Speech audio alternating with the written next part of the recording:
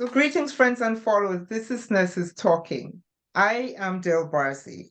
And as always, if you like what you see and hear, subscribe. Leave us a comment. Let us know what you think. Here on Nurses Talking, we speak to nurses anywhere in the world and at any stage in their nursing journey.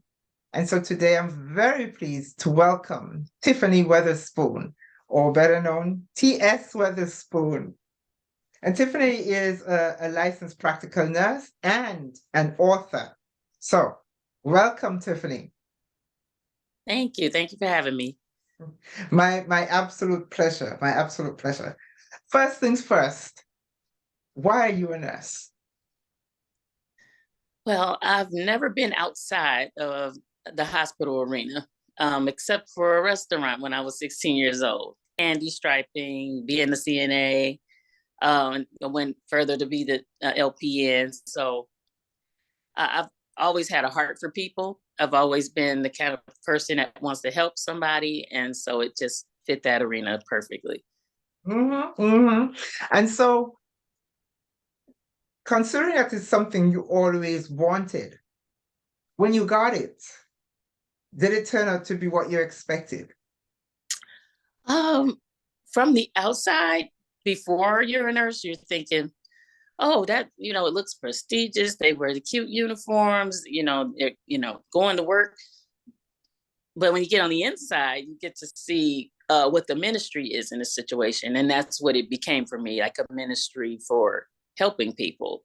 I would always take it as, God sent me there, and I would do the job to the best of my abilities. But I saw from the inside what the problems were. So Yeah.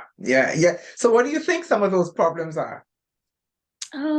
pretty much just what I've noticed just in the COVID, that there were a lot of people in the industry that were just more money driven than caring about the people, or either the administration and the actual facility. The bottom line is about the money or the satisfaction reviews and things like that. So that became like stressful, just trying to get those things, and not care for the whole patient at the same time. Do you think we'll ever get back to that though? I am praying that we do because we have to be patients one day ourselves, and we would want our nurses to care for us, I was a child patient myself, spent a lot of time in the Cook County Hospital, and I was there sick and missing big blocks of school, and my nurses were like my rocks. They totally made up for the fact that your parents weren't always there, and they showed you care. And even if they didn't really feel that way, you saw it and you felt that, And to be fair, I don't want to give the impression that most nurses are not like that, because most nurses are. Most nurses are like that. Most nurses do care. Most nurses will go out of their way to make you feel cared for. more of us out there. I'm sorry? There's more of us out there. There is a lot more. Absolutely. And things have changed since, you and I first came into contact with healthcare. The conditions under which nurses work, for example, have changed.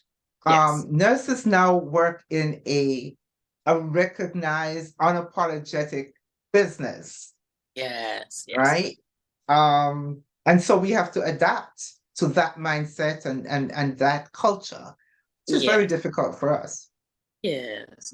Yeah, and you really have to those little rewards here and there are just, they make you feel so good. It's why you'll keep returning, because you have made a difference somewhere, Yeah. So, but also, Tiffany, what I see is more and more nurses becoming more and more confident in who they are. Yes. That I think is probably one of the side effects of this whole pandemic thing, is that nurses began to realize that on our own, we are a powerful force, individually and collectively, with what we know, with who we are, with what we can achieve, with the influence that we have. And so I see nurses stepping out and stepping into their own, which gives me hope. Mhm. Well, we all had to go through that process, I believe. Even when I first came out of it, like nursing school, I was asking myself, so do you think you're trained enough to take care of another life? And I would always ask myself that. And as I was going and I was learning more and I was doing more, I was like, yes, you are competent enough to take care of a life. You know exactly what to do and walk in that confidence. Yeah. Yeah. How do you think you see nurses and nursing down the road, maybe 10 years down the road? What do you think it looks like? I see advancement. I see more equipment that we would have to learn to use. Less less workforce. You know what I'm saying? I'm thinking there's going to be more people just trying to adapt to the new technologies that we are going to have. You know. Yeah. And as you talk about new technologies, Mm. AI, artificial intelligence is creeping into the industry. Well, Yeah. not creeping. It's coming by leaps and bounds, actually. Uh-huh. And so, that is something that as providers and Mm, as consumers, we're gonna have to adapt to. exactly.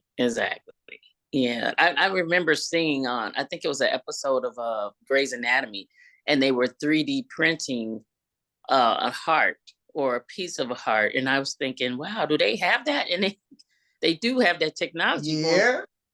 So it's like the sometimes it's out with the old and in with the new, and you have to learn and adapt to the new things. Even like when we first got computers, that computer charting for some people was just like, I'm not changing, I don't want to do it. And as the time went, they adapted to it. You had to. Yeah, electronic records. Yeah, I recognize that was a huge hurdle for a lot of people. I mean, for some people actually left that, they were like, I can't do this. And now, um, many people cannot even imagine going back to handwriting stuff and handwriting care plans and handwriting your notes and handwriting. Oh my goodness, Like I've right? gone to pediatric home care, and we still do a paper charting. I've Mm, jobs where I had to carry the laptop and do home care, but this particular job is still doing paper. And okay. when I went back from paper to from the computer, I was thinking, oh wow. So then you start saying, hey, I can't do this, when it comes to the paper, but it's like that's what you used to do, remember?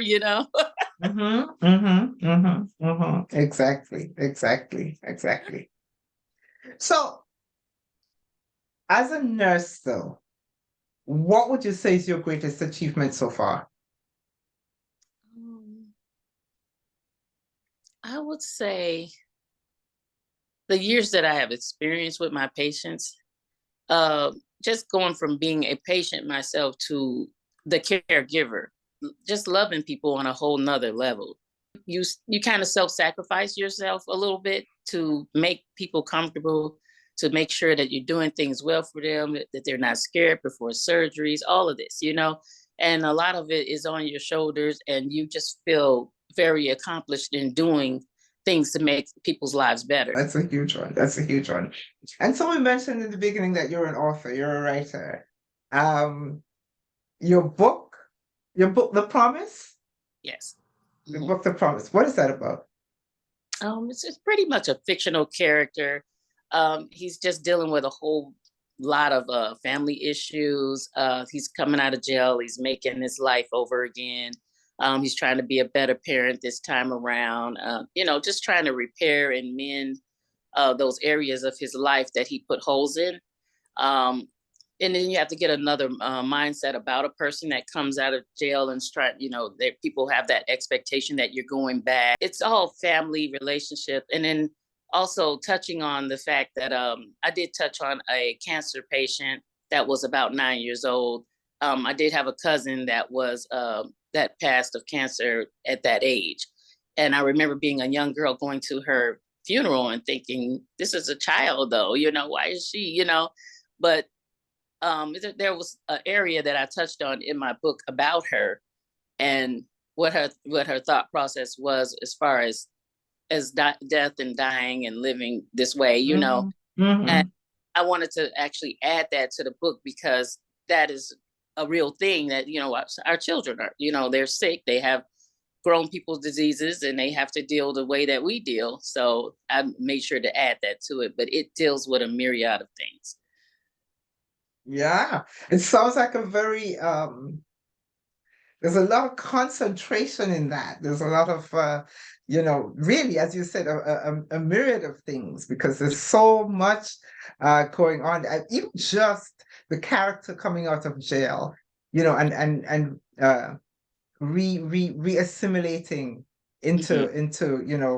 into life, into civilian life. That's a huge deal. Hmm. So that's a lot of plot going on in your book. Yeah. The Yeah. Promise, yeah? T.S. Witherspoon, Yes. Hmm. The Promise. Why did you call it that?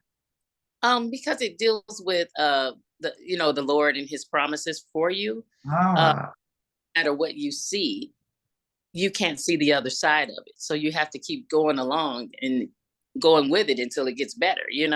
And you're waiting mm-hmm. what the Lord is going to do in your life to change something around that you've asked Him to change. So Uh-huh. it's a lot of times I run into a lot of people, because I get inboxes, pray for me, this and that, and all the time I would say, you got to stick around to see it turn around. You know, Mm-hmm. there is a lot of suicidal spirit in our nation right now. Our children are doing it, our grown-ups are, and it's so much with life that they can't take. And it's like if you put those things at the foot of Jesus, He can turn it around. Because I mean, I was just in a revival this week, so but So you are pumped. yeah, I'm like, you know, but I'm actually in shifting in my own life right now, as far as going from a distraught area, from a traumatic area into a triumphant area. And so, I mean, I totally adapt to that book and what I write in there. I did pen it in '06, but a lot of it started to come true around 2010. Just a lot of the similarities in my own life and things like that. And I was like, oh, okay. I'm like, I remember writing something like that. When you started telling me about it and started telling me about the characters and stuff like that, and my thought was, well, this is a work of fiction, but it's actually a work of fiction based on real life. And now you're telling me it's almost a work of prophecy. It's the weird thing. It's like I wrote it in '06, and then I wrote about a man meeting a woman of God and starting a lawn care business, and then that part of it came true in 2010. And then I just kept going, as far as being happy, going from that worst part of your life to the best part of your life, and it feels like that's what's happening right now. So a lot of times it helps people to read about real characters that I feel like I know them. You know what I mean? Yeah. Almost your vision board, huh? Yeah. Wow, that's huge. That's huge. That's Yeah. huge. That book was birthed in the middle of my pain. So yeah, I was like, it's got to do something. It just came forth at a time that I wasn't thinking about doing it. And, they started hassling me like, hey, come on, send those pages in and do all this. And I kept thinking, I don't really want to do this right now, but I pushed it forth anyhow. And I mean, I expect to see like great success because it is an area of most people's lives, or they all know somebody like my Anthony Freeman. Hmm. Yeah, Hmm. Yeah, more power to you. More power to you. thank you. So to get back to nesting just a little bit. Hmm. Quick question. What what advice would you give to someone who wants to be a nurse, considering all the changes that you have seen? What advice would you give? Just learn everything. Just jump in there and learn everything you can, you know.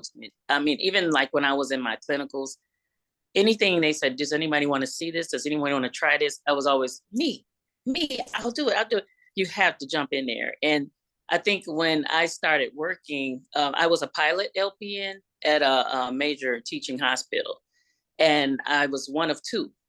And we were holding our own with the RNs and working, starting the team nursing for the first time.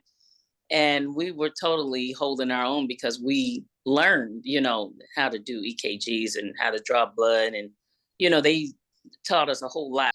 And you can actually get your phlebotomy certificates and things like that. And the more marketable you are, the more they cannot deny you. They need you, you know? Mm-hmm, mm-hmm, mm-hmm. So just take the Exactly. opportunity to learn it all. I mean, I worked on a fast place telemetry floor.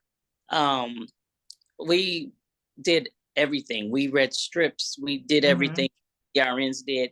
And I was thinking, okay, you're already doing it. You got to finish. You know, I'm actually headed towards marriage right now. So once that's all over with and all the running around is done, I think we'll be going to school to finish what we started. Well, congratulations on that. Thank you. All right.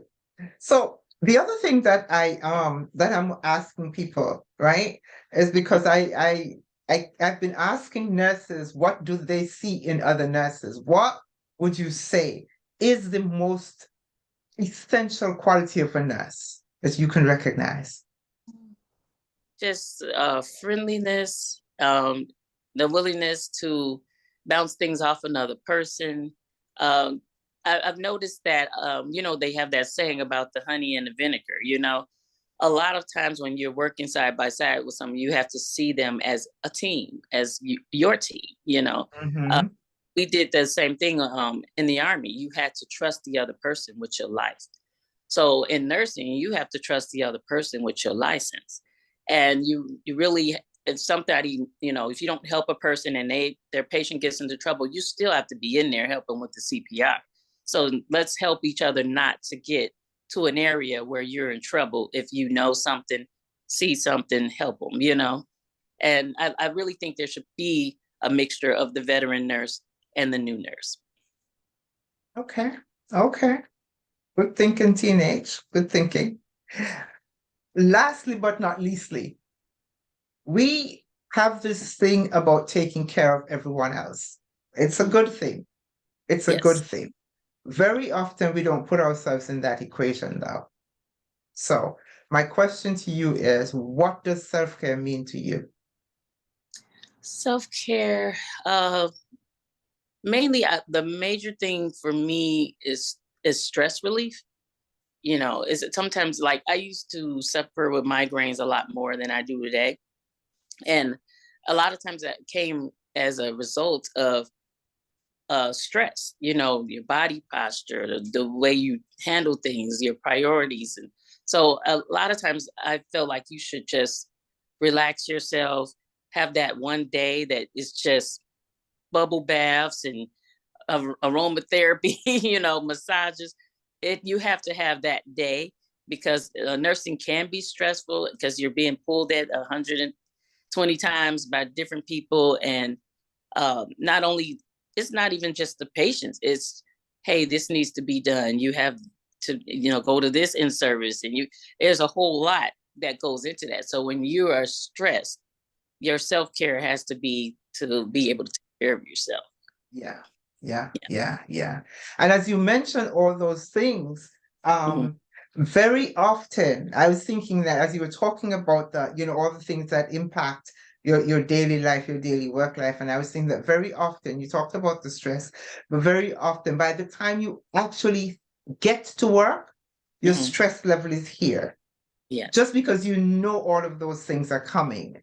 Yes. Um, and very often we don't have the tools, or we don't seem to have the ability to start with our stress level somewhere down here. We stress ourselves out before we even get there. Oh yeah, yeah. I've had jobs that I would pull into the parking lot and just cry it out, and then go get on, put my face on, and go. And I would really do that like all the time. Is I was like, okay, is it that you don't like this job, or I was asking myself these questions. But once I would get in there and start rolling, that was it. That's it. You're in there, right? And yeah, yeah, yeah. I think we've all been there. It's like you get in there and the cloak falls on and you just get on with it. Hmm, hmm, hmm. Yeah, and you just get on with it. It's um it's one of those things that when you see nurse, I think I'd asked you that, where you see nursing in the Uh-huh. next few years. I think I see nurses in big places, filling big shoes. I was saying to someone the other day that I want to see a nurse be Surgeon General. I want to be alive to see a nurse be Surgeon General because you know what? We've got what it takes to do it. And I think we can do a good job of it too.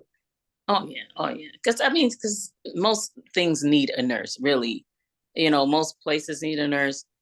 Even I've worked in a facility where the person in charge was not in nursing, so he didn't understand what we needed, and it was like, oh well, we don't have CNAs today. You'll just have to do it. And I go, we can't do nursing and CNA. It was an understanding that she didn't have because she was not nursing. So I Mhm. was like, who's in charge needs to be a nurse to know this is not going to work this way, or this is going to work another way. So I think, yeah, we're going to be in big places because it really takes a team of us to really get things done. Yeah. We're important people. Yes, yes. And you know what? We need to recognize and acknowledge that. Not that we are necessarily the only important people, Mhm. but let us face it, the fact is that healthcare runs on the backs of nurses, Yes, it does. It does.